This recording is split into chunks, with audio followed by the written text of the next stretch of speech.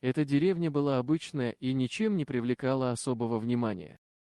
Здесь жили всего две семьи, бабушка и дедушка. Долгие годы они заботились о своих землях, возделывали огороды и проводили свои дни в спокойной гармонии с природой. Никто не ожидал, что их мирное существование может быть нарушено. Однажды в деревню приехали бандиты, которые решили захватить земли стариков и снести их старые дома, чтобы построить на их месте новые, современные сооружения. Они пришли с разговором, надеясь убедить деревенских жителей отдать свои земли мирным путем. Однако жильцы деревни были решительно против этого предложения. У них не было никаких желаний расстаться со своими собственными участками земли, которые были для них источником пропитания и уюта на протяжении многих лет. Они понимали, что если отдадут свои участки, то останутся без всего, что имеют. И они не собирались смириться с такой участью. Узнав о решимости деревенских жителей, бандиты решили принять более радикальные меры. Они решили сжечь всю деревню, чтобы запугать их, а потом убить всех жильцов. Безжалостные и хладнокровные, они не колебались ни на мгновение. Однако их зловещие планы были нарушены появлением волков. Волки окружили бандитов, создавая мощную стену из грозных и голодных зверей.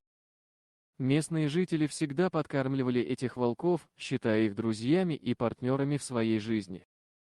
Они ухаживали за ними, понимая, что волки помогают им сберечь равновесие в природе. Волки, давно приученные к человеческому присутствию и доброте, поняли, что бандиты представляют опасность для их друзей, деревенских жителей. Они решили встать на их защиту и прогнать хулиганов. С пронзительными воями и рыками волки набросились на бандитов, схватившись с ними в борьбе. Разъяренные и взволнованные, они не остановились, пока не прогнали всех хулиганов из деревни. Бандиты, испугавшись гнева природы, покинули эти места, никогда не смея возвращаться. Деревенские жители были глубоко благодарны волкам за их защиту и помощь. Они преклонили колени перед природой, осознавая, что волки являются неотъемлемой частью их жизни и судьбы. Их дружба и взаимовыручка позволили им справиться с непредвиденными обстоятельствами и сохранить свои земли и дома. С тех пор в деревне царило глубокое уважение к природе и окружающей среде. Жители дальше заботились о волках и других животных, подкармливая их и охраняя.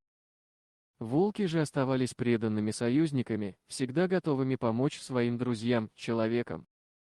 Итак, эта обычная и незаметная деревня стала известной благодаря своей истории, в которой природа, волки и местные жители доказали свою силу и единство.